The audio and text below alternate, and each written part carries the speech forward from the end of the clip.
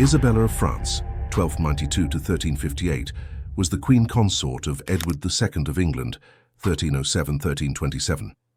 After heading a coup to overthrow her husband, she ruled as regent for their young son, Edward III of England, 1327-1377, until he forced her into retirement in 1330. Isabella of France was the daughter of Philip IV of France, 1285-1314, also known as Philip the Fair, and Joan of Navarre. Her exact date of birth is unrecorded, but most historical sources agree that she was born in Paris in 1292. She was the youngest of 4 siblings and the only daughter of King Philip to survive into adulthood. She was raised primarily around the Louvre Palace and the Palais de la Cité in Paris, where she conversed with and learned from some of the brightest intellects of her day. Remarkably for her time, she was permitted an elite education, and she would utilize her intelligence throughout her life to further her ambitions. However, despite being allowed the privilege of an education, she could not escape the reality of being married off for political alliances. When she was only 12, her father married her to the King of England, Edward II, who was 8 years her senior.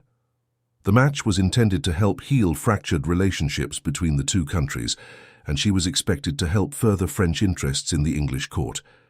However, from their marriage on 25 January 1308 at Boulogne-sur-Mer, it was apparent that any fractures would remain unhealed. At their wedding, and later at their coronation on the 25 February 1308, her new husband Edward showered his favourite, Piers Gaveston, with all the jewels and regalia that should have rightfully gone to Isabella. While contemporary sources describe her as passive and stoic in the face of these slights, the French emissaries were so offended that they stormed out, taking any goodwill with them. For the first few years of her marriage, Isabella tried to play peacekeeper in Edward's court, and she turned the other way when her husband showed more attention and favoritism to Piers Gaveston. Rather than fight for her husband's affections, she tried to work with Gaveston to ensure stability for the realm. While Isabella was attempting to work with Gaveston, the nobles of England were deeply offended by the man they considered an upstart. They felt he did not have enough aristocratic blood to influence the king, and urged Edward to banish him from the country. Leading the opposition was the Earl of Lancaster, Edward's first cousin. With a large entourage of armed guards, Lancaster stormed Westminster Hall, where Edward and Isabella were in residence, and demanded that the king acquiesces to their demands. They had created an ordinance that would strip Edward of his ability to form an army, raise taxes, or make any political decision without the barons' approval. Essentially, it would make Edward Lancaster's puppet. To add salt to Edward's wounds, they also issued Article 20 of the ordinance, which stated that Piers Gaveston must leave the country, and if he returned, he would be killed for treason. Edward tried to negotiate with Lancaster and offered to agree to everything except Article 20, but for the barons, this was a personal vendetta against Gaveston, and they would not budge. To avoid civil war, Edward agreed. 3 months later, against all advice, Edward summoned Gaveston back to England and sent letters around England declaring that he was overturning the ordinances. Upon hearing that Gaveston had returned, Lancaster marched his troops south and captured him. He was held at Warwick Castle, a Lancastrian stronghold. He was put on trial, but the jury consisted entirely of people who hated Gaveston. They had decided on the verdict before he had even arrived. Predictably, Lancaster had Piers Gaveston executed by beheading on the top of Blacklow Hill, just outside Warwick. Edward had renounced the ordinances, the legal means by which Lancaster tried Gaveston. This went against fundamental English law, and Lancaster had gone too far in his thirst for power, and now Edward wanted revenge. Despite the upheaval surrounding Gaveston, Isabella and Edward stayed close together.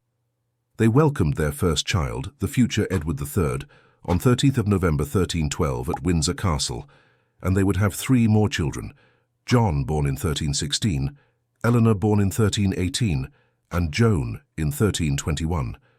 With the barons appeased and his family life more settled, Edward decided to reignite an old battle with Scotland. The Battle of Bannockburn in Scotland was a disaster for the English. Edward suffered a humiliating defeat at the hands of the new Scottish king, Robert the Bruce. thousands of English lives were lost, including many high-ranking nobles loyal to Edward. Edward's old enemy, Lancaster, refused to march north with his king. Edward saw this as another offence, and sought an alliance with anyone who could help him take Lancaster down.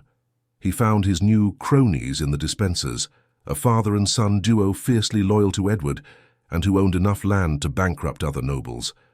Over several years, Edward allowed the Despensers to enrich themselves with whatever property they could take, mainly along the Welsh border. Roger Mortimer owned one property they forcibly took, and he sought help from Edward to win his lands back. He had always been loyal to the king, but Edward would make no decision that might upset his new favourites. Mortimer was quick to raise a rebellion against the king, but he was captured in January 1322 and taken to the Tower of London. In March 1322, Edward finally had his revenge on Lancaster when he was discovered to have been sending letters to the Scottish king. He had him executed for treason without a trial, giving him the same treatment Lancaster had shown Gaveston. Throughout the political chaos, Isabella stayed in her various royal residences, raising her children and supporting her husband. In October 1321, she went to Leeds Castle and defended Edward against new ordinances brought by the barons to quell Despenser influence. But unbeknownst to her, the Despensers were plotting to remove her power from the king,